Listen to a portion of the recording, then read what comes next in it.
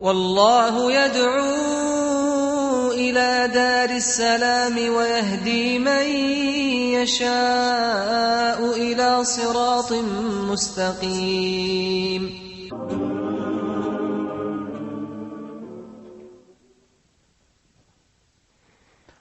Assalamu alaikum wa rahmatullahi wa barakatuh. Welcome to a new Inspirations show. Today, inshallah, we have a very beautiful subject in hand. Something very interesting that is relevant to every one of us. And it has a profound impact, actually, if one really gets into grips with it properly. Today, as we have come to very beautiful conclusions about the reality of this world and the creator of this world, and what our existence really means, inshallah, today we will see why faith, why belief, why Iman is so important in our lives.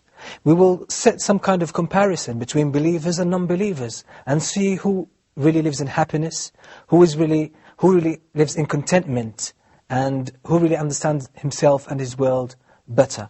Inshallah, before we get into this, let me welcome our guests. Assalamu alaikum wa rahmatullahi wa barakatuh. Nice to have you here with us today. Let me just recap and sum up what we said previously so that we have a new start today. Okay, we talked about the reality, we said first, and the main concept for anyone to live a life of success, a life of reason, first of all, is to free yourself from all preconditioning and always find out the truth for yourself. Don't depend on what other people tell you. Always verify. And this is the scientific method in research, actually. They always say collect information, try to find information, bring it, analyze it, put it to the test, okay, contemplate, ponder on this information, then arrive at the correct conclusions. This is what Islam exactly tells us. So all our decisions are the product or the function of scrutiny and careful study. This is how success, this is how a responsible kind of character can be developed. So inshallah, we have grasped this beautiful concept that will bring us to real happiness, that will bring us to understand the real meaning of life.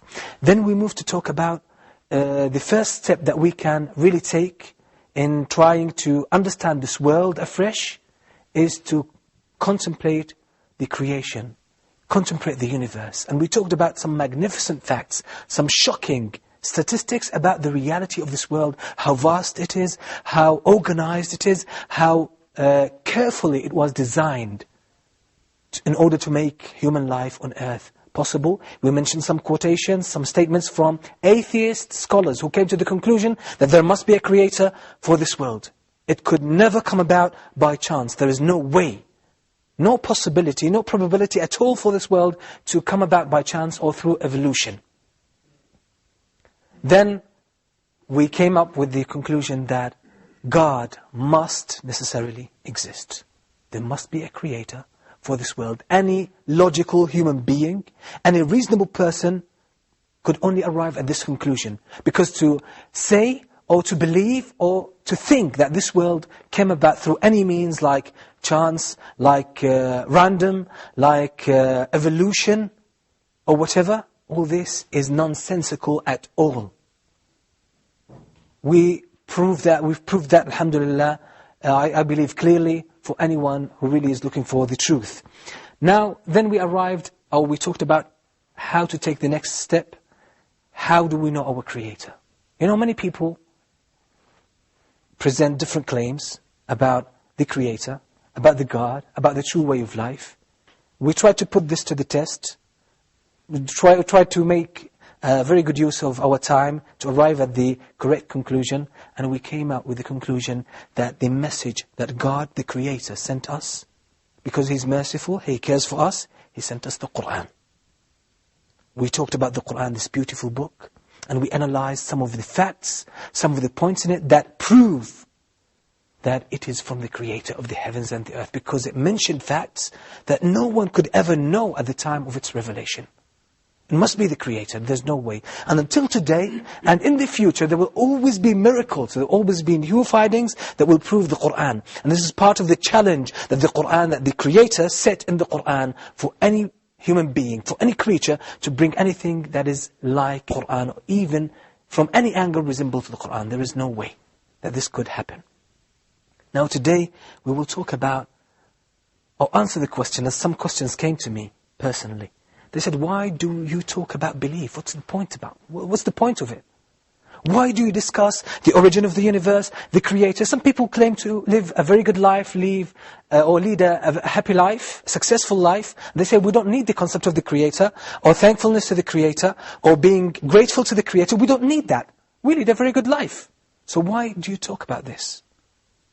Now, let's go back to our first concept, which is, let's put everything to the test. Don't take anything for granted. Let's put this to the test. Do really people in this world live in happiness? Now, this is a question. If you have any propositions, any answers about this, any thoughts, let's share them together. Please, doctor. Sorry, I always forget the mic. Okay. Why we should believe in the God? If we do comparison between believers and disbelievers in the world. Okay, believers and disbelievers, comparison. Yes, comparison. You see, the percent of suicidal attempts in the believers is very low. Yes. Our God created us. Almost non-existent, even. Yes, very low, yes. Compared with the disbelievers. Yes. Our God created us. Yeah. The main things which affect our life is the psychological state of the person. And this psychological state, it will not be, as we know, it will make you successful person, if you are not obeying the commands of your God. 100%, I agree with you. For example, 100%, yes. My leader, in my duty, my work, yes. he wants from me do this and this and this. If I disobey, I will be punished. Yeah, you will be psychologically, I will be not satisfied. Yes. If I will be satisfied, I have to obey the commands of my leader. Okay. How is the creator, not the leader? Yes. The main psychological satisfaction, it will be from obeying the commands of our God. That's a good proposition, doctor. Yes. But the thing is, here, we're trying to present this issue from all perspective. Yes. Okay? So the thing is, if someone, an atheist, is watching us now, and I would consider that, yes. I believe some of them are watching us now, and, okay, they will say to you, prove it to me. Yes, prove I will prove me. it to you. Okay. Many rich persons, he have all the things he wants. Okay. Money, yes. places, towns, lands, everything, but he is not happy. Yes. Why? Poor persons, he has yes. nothing. Yes. But he is believing the God. Okay. When you see him, okay. oh, I'm happy, thank you. He has nothing to eat, but he is happy. Okay, but actually statistics, to be honest, yes. I made an extensive research when it comes to suicide and depression, to be honest. In the rich countries, those who commit suicide, the vast majority of them are the poor ones, not the rich ones. And I was shocked, because many times I heard that actually the rich ones are the ones who commit suicide. But actually the statistics indicate that actually the poor ones are the ones that are more likely to kill themselves, yes, but the rich ones are less. That's why. Yeah. We are not comparing believers with disbelievers. All of them, they are disbelievers. Yes. You have to compare between the believers themselves. Yes. Okay. You see a rich person, he has everything in the life, he's happy, not happy. Yeah. I Please, can you him, just keep the mic? He is not happy. I ask yes. him, why you are not happy? Yeah.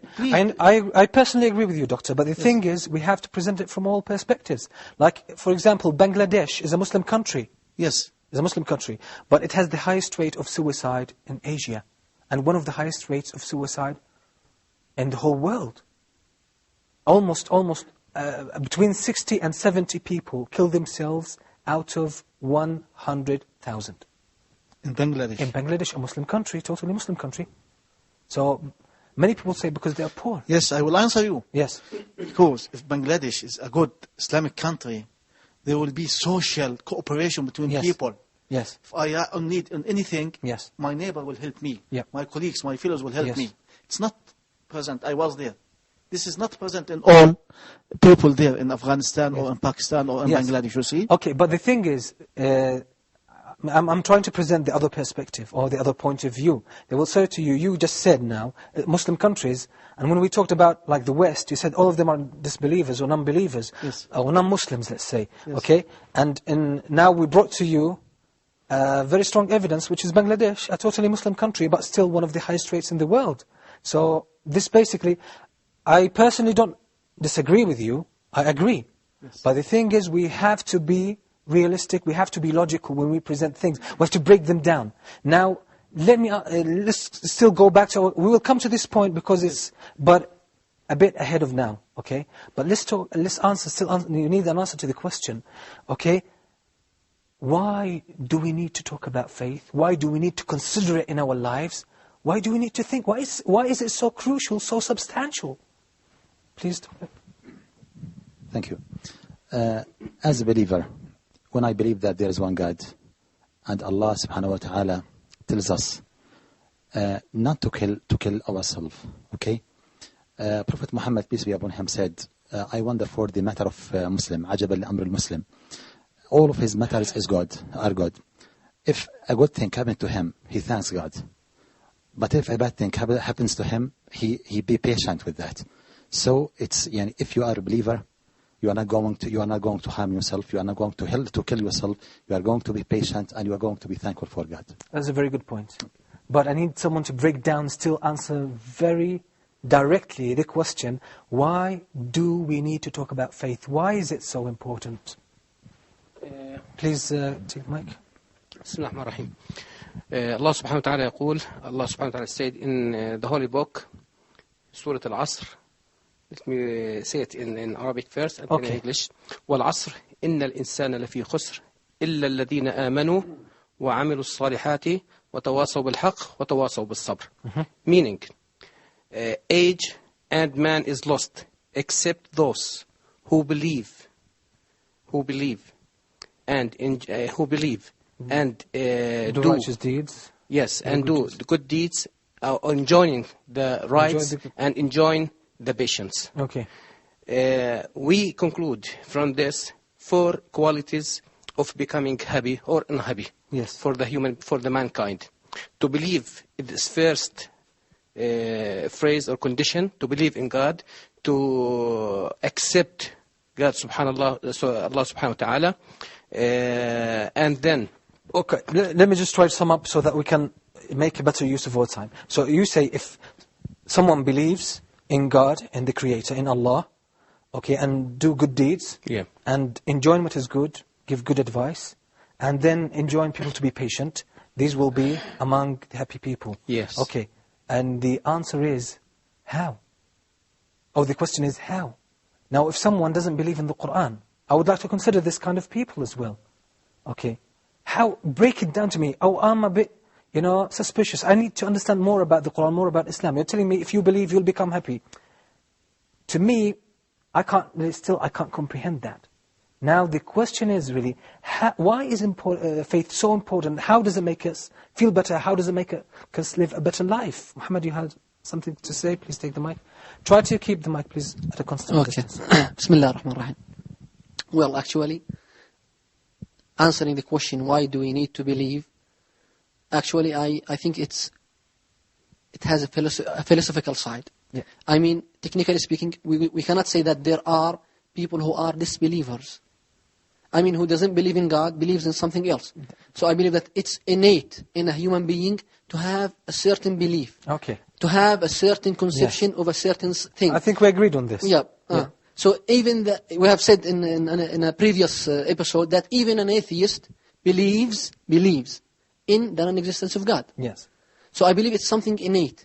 You can't say that this person is a believer and the other is a disbeliever. Still I need an answer to the question. Why is belief so important? What does it do to us? Why is it important? The belief is so important because the belief of God make the stability of our life. Very good. It makes stability. But this sort of was said. But I need you to break it down. Please, okay, can you please... Before we answer this question, I believe what we need to do is to understand what belief is all about. Yes. Belief is knowing who to worship and how to worship Him. Okay? You need to know the description of God. Whatever God means to you, you need to know who He is, who created you, who put you here, what are you here for. That's what belief is all about. And then after that, how can I worship? How can I establish a relationship with Him? How can I communicate with Him? That is what really belief is all about. And that's how you start elevating the strengthening the level of belief step by step. The more you open up that communication line, the better of that relationship becomes with Allah subhanahu wa ta'ala. Yes. Of course, I say Allah because I'm a Muslim. But for others, they need that higher authority to look up to, because there's definitely, as we said, 300 billion galaxies. Okay, you hit the nail right on the top. Okay. I mean, I can go forever, but I would rather stop so we can take over. We'll take the following points later on. But because you just hit the nail, I can't stop here. The human soul, there are needs in it. We said we are created. Everything created has needs. Like the earth, in order to, or the vegetation to grow, it needs water. It needs water.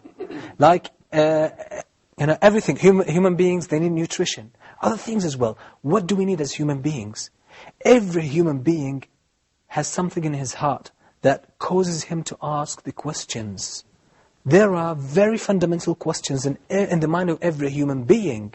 The questions are, who am I? Who am I? Where did I come from? What is this life all about? Now we ask these questions. Let me ask some of you who come from business background, like Brother Jamal and like Basil as well. Like when you start some kind of business, what are the questions that you always ask? Before you set up a business, there must be something that you have to, some questions you have to get some answers for before you start. Well, you always definitely have to, if you look at something, you want to assess, you want to establish something called feasibility study. Is this going to be sustained for a long time? Is this going to stop? Is this going to keep going? That's what you're trying to do. Okay. Do you ask what's the product or what is the service that you provide? Absolutely. Definitely. Absolutely. How do you perform your services or produce this product? Oh, the how, the where's, the WH questions are so fundamental in the human soul. We all need. Imagine with business, we do this. Even in science, we always ask these questions. Who, why, what, when. We always ask these questions because we cannot go about doing anything without having the answers to these questions. Do you think they don't come to our minds as human beings? I know because we grew up as Muslims, sometimes, as I said, we take it for granted. We don't think about it. But believe me, many people in different parts of the world, you know why they get themselves immersed in drugs, in alcohol, in women? Some of them, they are workaholic, as they say. They work. Some people work 70 hours a week. You know why? Because they can't stop for a moment to think about who they are. What is this life all about? Where did we come from? Where are we going? Because if they start thinking about this, you know the black holes in the space that suck everything in them? That's exactly the same thing. And whenever they start thinking about who we are, where we came from, what are we doing here, where are we heading to, you know what happens to them? They either go crazy, or they kill themselves. Consider the high suicide rates in the West when people reach their retirement age. When they retire, a great number of them kill themselves because they don't see any point in living. Because work always blurred their vision. It kept them going. But they didn't really stand or stop for a moment to think about the reality of this life. Now, this point will bring us to more elaboration. We'll talk about this after we have a short break, and we say to our viewers as well, stay tuned, we're coming back soon.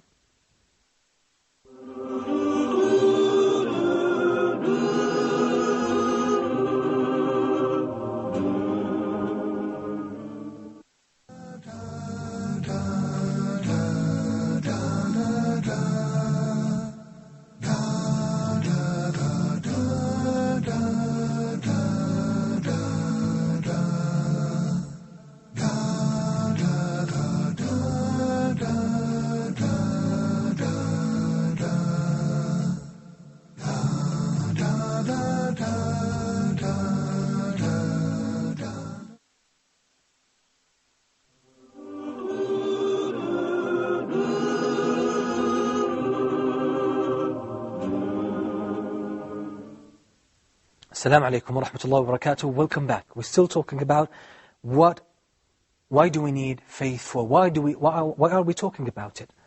Why is it so essential in our lives? And we said that actually it answers the questions that everyone has. We have these questions about business when we set it up. we have this business about, or we have these questions even about when we establish a family. When we take any further step in our lives, we always ask these questions.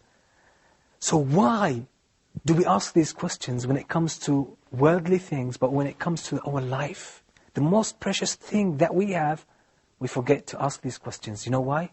Because we always grow up in a certain environment and we take things for granted. This is why I always say, always, with everything you do in your life, put everything to the test. Try to make your own way. Make your own choices so you are responsible of your own choices and your own actions that follow from your choices. Okay, do you have any comment about these now? How important these questions are in our lives? Yes, please. Okay, please, Professor. Okay, let me introduce you, Professor Abdul Rahman, mashallah. You graduated from the USA in Applied Linguistics. Can you please just introduce yourself briefly? Yes, Dr. Abdurrahman Abu Malham. Dr. Abdurrahman Abu Malham, I'm a PhD holder from Texas A&M University in the United States in sociolinguistics, actually. My master's was in applied linguistics, and currently I'm teaching at Al-Balqa Applied University here in Jordan at Irbid University College. I'm extremely proud. I would like to go back to the question that you asked earlier about, quote-unquote, are people actually happy? Are people really or truly happy? To me, I believe on the surface, lots of people, most people seem to be happy. And I would certainly underline the word seem to be happy. But in reality, the vast majority of us and the vast majority of people in general are not happy, especially when you dig deep down inside them and you really ask them questions and they want to be honest and sincere with each other. The question about work and being workaholics and things like that, and not having time to actually even think about who we are, or people in general, who we are and where we're going, where we're coming from. Actually, everybody has needs, and that is certainly true. And those needs to be nurtured. They need to be watered, just like a plant, actually, that needs to be taken care of. I think here the most important needs that we're talking about really are spiritual needs and psychological needs. Everybody has those spiritual needs. Everybody has those psychological needs, regardless of who we are and regardless of our religious beliefs, for example, and affiliation in this case. Those spiritual beliefs and needs and psychological needs actually need to be fulfilled some way, somehow. Now, this can certainly be related directly to the question of faith. And why is it important to have faith? Why is it important for us to actually have a supernatural being, let's say, that we believe in, regardless of what we call it, whether we call it Allah, whether we call it God, or whatever it is that we want to call it in this logical or philosophical sense. Now, if we do this, if we get to the point through pondering, through deep and thorough thinking, we get to the point to where we know that we are not alone. Now we believe in a supernatural being. That is an escape for us, in a sense, that is a safe haven for us. That gives us a sense of safety, a sense of security, a sense of tranquility, if you will, at the end. And then we would be, for the most part, content. Not necessarily happy, but content with whatever it is that we do. That's very good. Actually, Professor, let me just note that you pushed us ahead. I'm sorry, go ahead. It's very good. It's very good. Anyway, it just paves the way for us to carry on or to move on from this question. Let me conclude with this question: is that, or these questions, they are scientific questions. If we try to check the scientific methods in research all around the world, we always find them asking these questions, the WH questions. Why do we ask these questions? As I said, we always ask them in business and in companies. When any company or firm or establishment, when they write down their objectives, do you know how they get their objectives? Through asking these questions. Because they become the blueprint. They become the roadmap for this kind of company or this kind of establishment.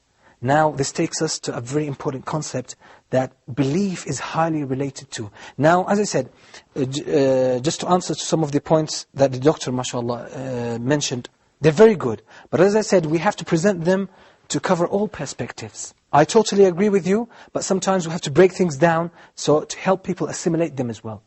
Now, to talk, the suicide rates, I will come to these, inshallah. But as I said, the main reason for faith to be very important, that it answers the questions that every man has about himself and about the world he lives in. And these questions, to some people, have become a big taboo. They don't want to get into that because they don't have answers.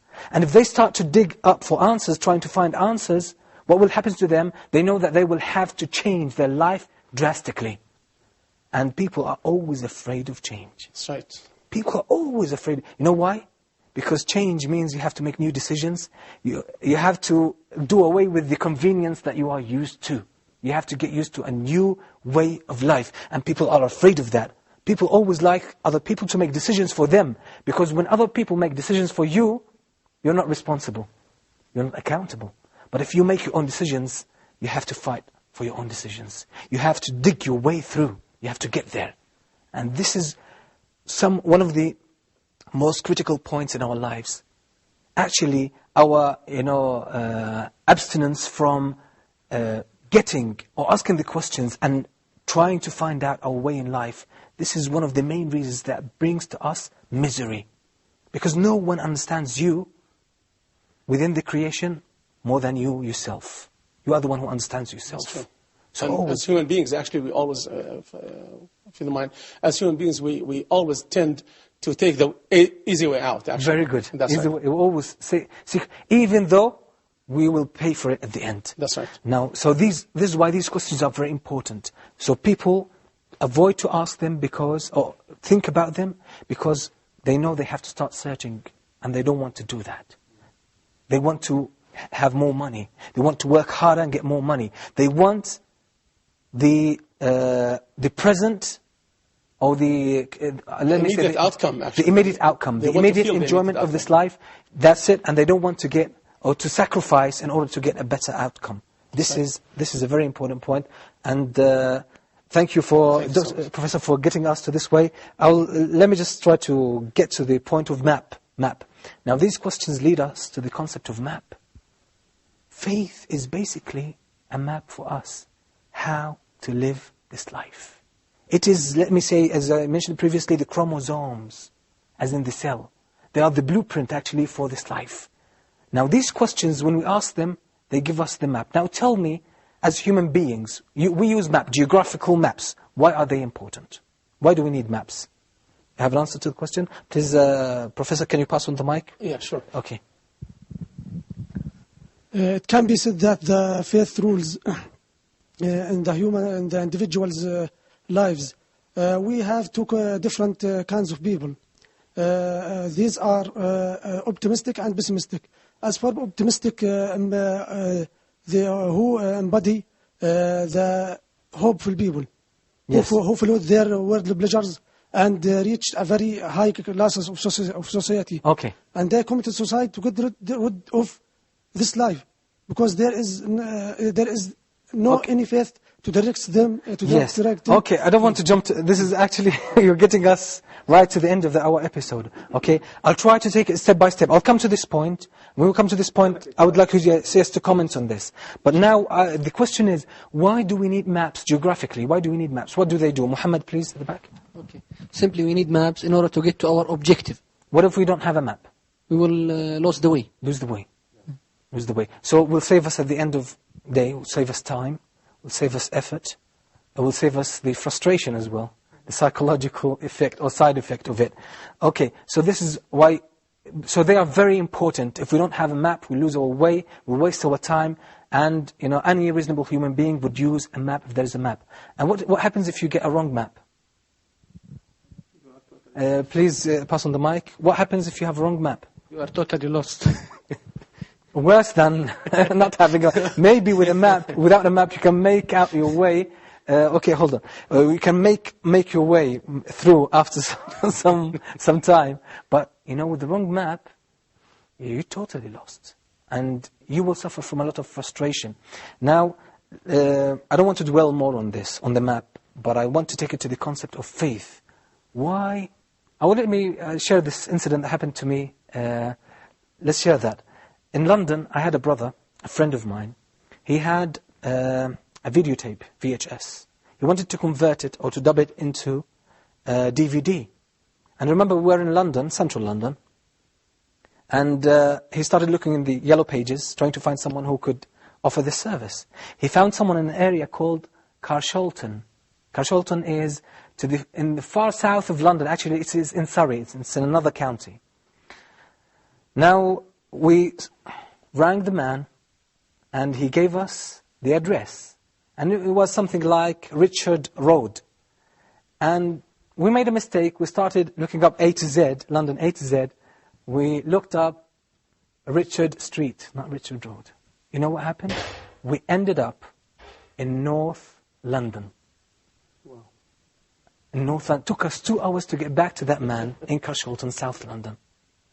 Now that was really very bad. And then I realized it's very important to have the correct information and the correct map. Once you have it, you'll get to your objective, to your goal, easily, without frustration, without waste of time. Now, today in psychology and in education, they developed the concept, which is already existent, but they just developed it, which is the mind map. The mind map is a very effective and revolutionary way in thinking and in studying.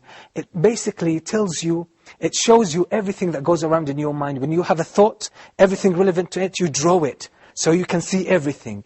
They tell you to draw things how they happen exactly in your mind. It's very helpful. You see, so the concept of map is very essential in the life of a human being.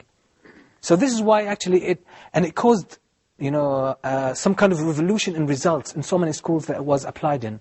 The mind maps. They are very important. Now what about our lives? Don't you think that we should have a map about our life?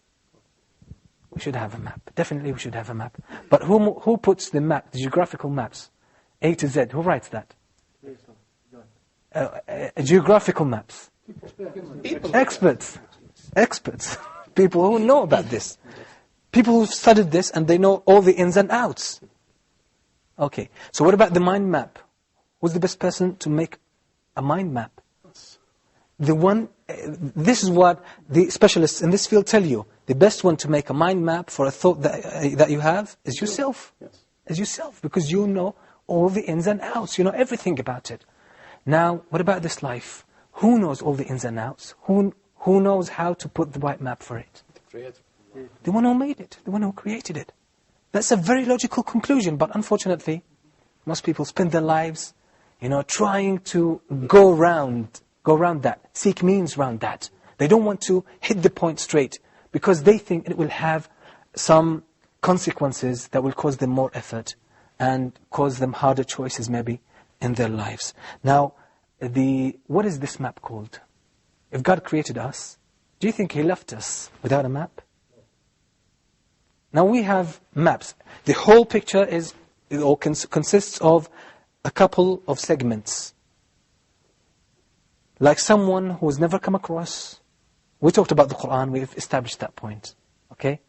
Now, where is the other map? Someone who never heard of the Quran.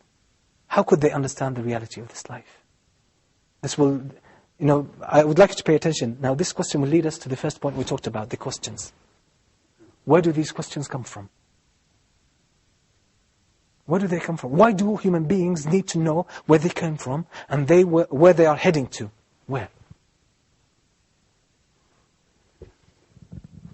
I think we all have something Yes? come from deep from our. This is the thing heart, I'm looking for. which is a common sense, a natural disposition that. Very good. People say common sense, especially when it comes to the reality of this life. It is the natural disposition. It is the natural disposition. And this is something many people have ignored. And they paid the price, and they are still paying, and they will keep paying the price unless they acknowledge this fact. Why do we ask the question who we are, where we came from, who created this world, where did it come from, and where are we going to end up? Who put in us the urge to seek answers for these questions? But still we seek means around it, we play around, we try to avoid them. Now we will talk more about this after we have a short break. And we say to our viewers, stay tuned.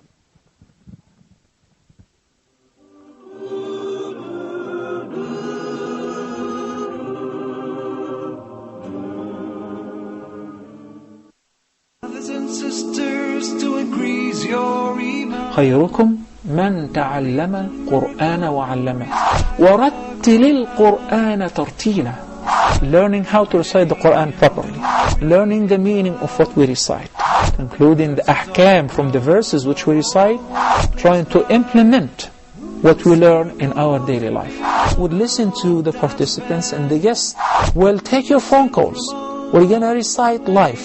We'll listen to your recitation and we'll correct it according to the rules and regulations which we'll state in each episode. Now your dream will come true.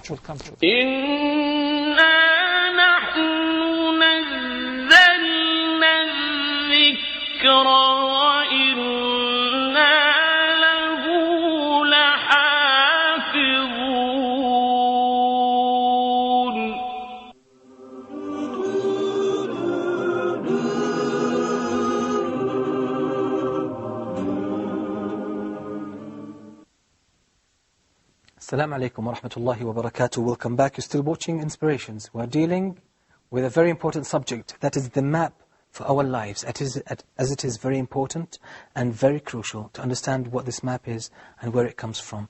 You hit the point, which is that these questions come from a natural thing or natural feeling that was put inside us.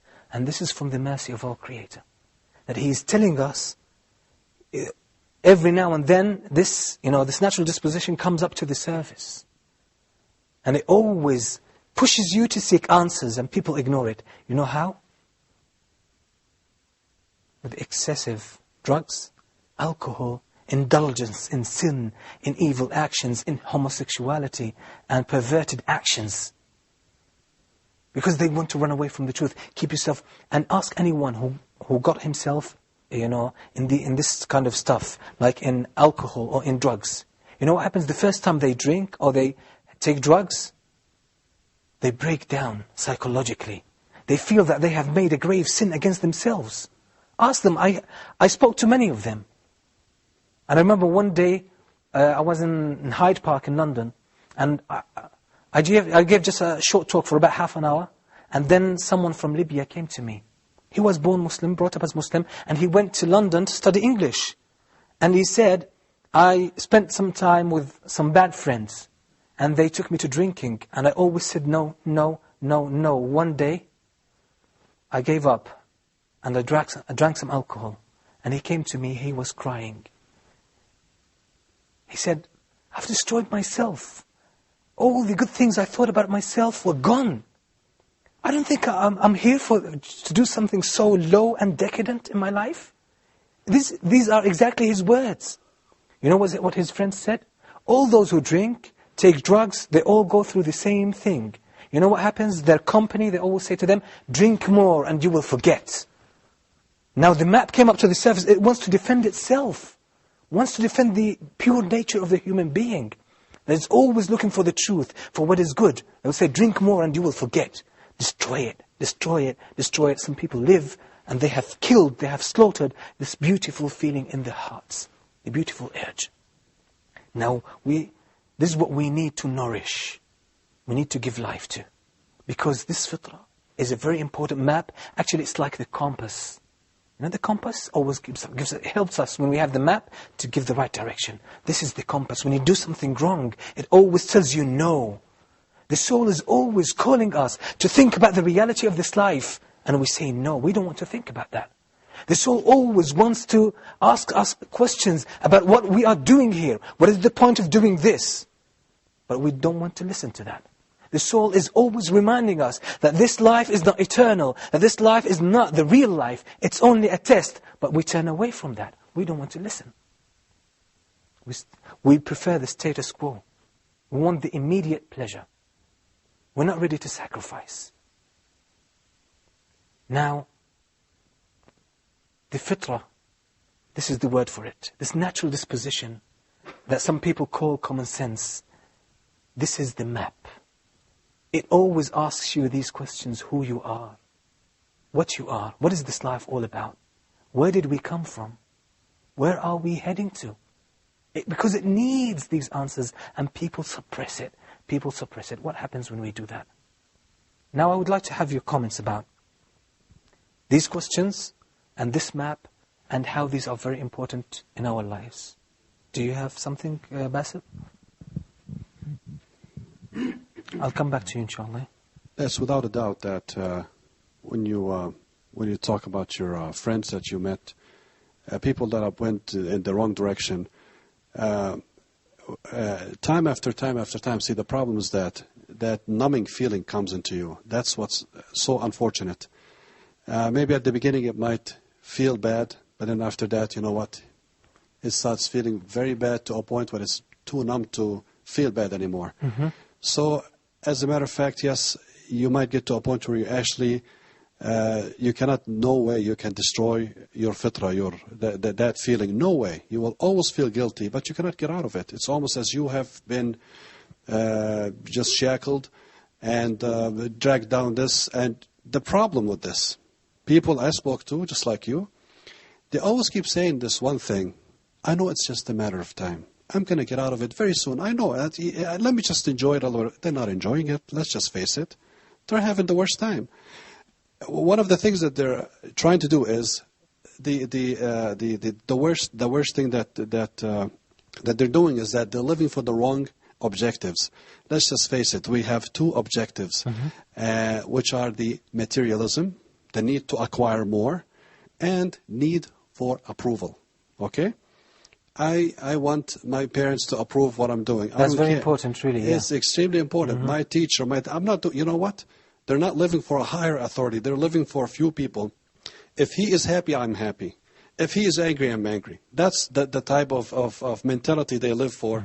Therefore, they start diverting from the right path, slowly but surely, and then that numb feeling comes into their life, and all of a sudden they, I want to say, lose their fitra. They always know for a fact they're doing the wrong thing. Yes. Yet they just keep on doing it and getting number and number for the fact.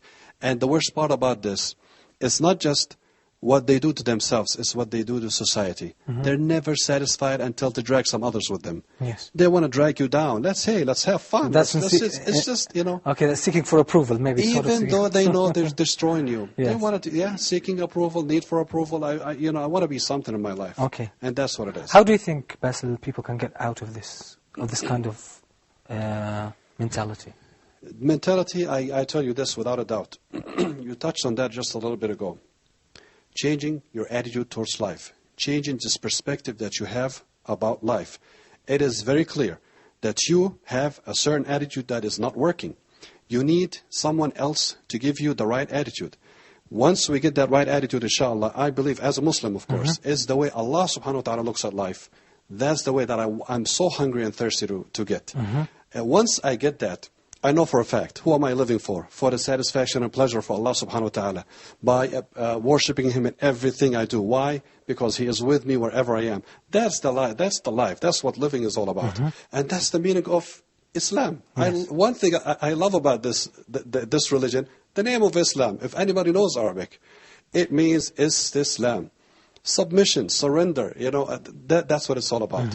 But of course, this might be a little too advanced for what we're saying, but I'm just trying to connect this fitra thing with the people who are not doing good in their life.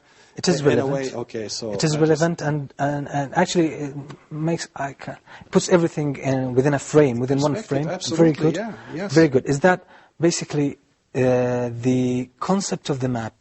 If you keep ignoring it, it still come up. Ignoring it will still come up. But the more you divert from it, now the worse your situation will get. And as you said, you will drag more people. But now, let's talk even individually. What should we do with this fitrah? And I'm telling you, everyone feels that at one stage of their life or another. There must be.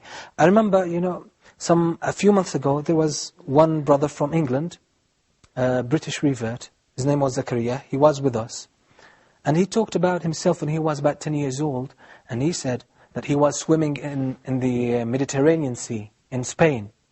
And he didn't realize that the tide pulled him inside the sea and he was about to drown. And he said the only thing, or the first thing I thought about, he was brought up in a Christian family who was practically an atheist family. They didn't really practice Christianity. He said, I never thought about God, I never really heard about God, or really gave a sincere thought to it. So he said, the first thing came to my mind that there is a creator and he's the only one who can get me out of that. And I said to myself, he said, I started screaming, saying, please, please help me. If you help me, I will be good. I will be honest. I will be thankful. That's at 10 years old.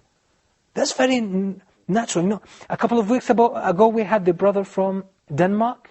We had brother Ja'far, and he talked about his father, that he was an atheist, and when his son Ja'far was born, and he was in a very bad state, and doctors told him that he would die straight away, he wanted his son baptized because he thought that God is there and he could give him a better chance to live.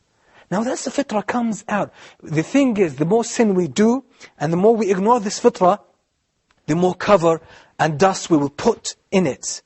But still it has the force to rise up, come to the surface, and always reprimand the ones who do good, that you are doing good. Remind us of this true purpose of our existence. Now we want to utilize this concept. We don't just want to talk about it theoretically. We want to utilize it and see how we can benefit from it. Let me say first that a great portion of the depression and psychological disorders in the West and in the world as a whole are caused because they are not following the map, let me say, the spiritual map of themselves. We have to understand ourselves that this natural disposition is part of us. If you don't satisfy it, it will cause you problems. It will cause you disorder. And now, if you don't drink, if you don't eat, what will happen to you? Your body will need this, will ask for this, and will start to give you pains and ache, then will fade, and then you will become weak, and maybe you'll end up dying. Now some people, they don't satisfy the need of the heart, or this need of the natural disposition, until their hearts die. And this is very bad. They become very, some kind of cruel, harsh on people. They have very bad thoughts about this life. And we have seen many of these in wars, because they kill men, weak men, women, children, old men. They don't see that life has any value except in killing and torturing others. These people's hearts are dead. So this fitrah, I would like you as well, and our viewers as well, to understand this important point. The fitrah, remember this word, the fitrah is your natural disposition, your natural way that is in your heart. Always when it stops you to ask you about your course in life, don't turn away from it. Listen to it. Listen to the voice of your heart. I promised you to come back to you. If you want to make a good map for us, we must nourish our intuition or instinct by making good deeds to lead us to the path the right path. Very good. Actually, this is the second point that I was talking about. Some people kill their fitrah, try to suppress it. If you really want happiness, if you want success in this life and achievement, really nourish this fitrah. It is happiness comes from it, actually. Happiness comes from it. That is the source of happiness. Happiness, as the doctor said at the very beginning, it's not in money. But we had to break it down to come to this conclusion. It's not in money, it's not in wealth. Because many people who are rich, many people who are famous, many people who have all the materialist pleasures of this world, those people of self-aggrandizement and sort of worldly achievements, these are the people who mainly commit suicide. We all know about Elvis Presley, that he killed himself with an overdose of drugs. We know that Marilyn Monroe, despite her wealth and her fame and her success, she killed herself, and so many people, so on and so forth. Okay? I think we're running out of time. We have 3 minutes, so please, if you have any points about this, to the point, if you have, let me start with you, Professor, please. Can you pass on the mic? Can you bring... Yeah, what I'd like to say here is just to briefly comment on this sense of what you call common sense, or maybe the natural disposition, or maybe sense of intuition, for example, or sense of innateness, whatever you want to call it. Yes. That is there. Actually, as human beings, we're all born that way, regardless of our religious beliefs or affiliation, as we said before. But something else that's really important, and we know that it is important, is actually how we are brought up and our environment and the things that we have to go through and our own experience. in life. The question of peer pressure that you mentioned earlier is extremely important. And I know from living in the United States for 17 years, I know that this is something that's extremely important.